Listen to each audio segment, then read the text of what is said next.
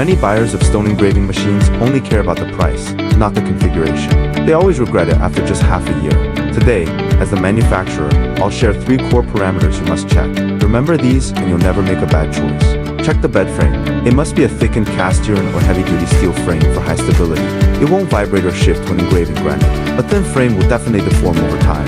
Check the spindle. For stone engraving, always choose a waterproof E-power spindle. It's wear-resistant, tough, stays cool during long work, and lasts twice as long. Check the guide rails. Choose square heavy-duty guide rails first. They have strong load capacity and high precision, and are far better for heavy stone cutting than round guide rails. Cheaper isn't better. The right configuration brings real efficiency and durability. Follow me next time. I'll teach you how to test a machine and tell if it's good at a single glance.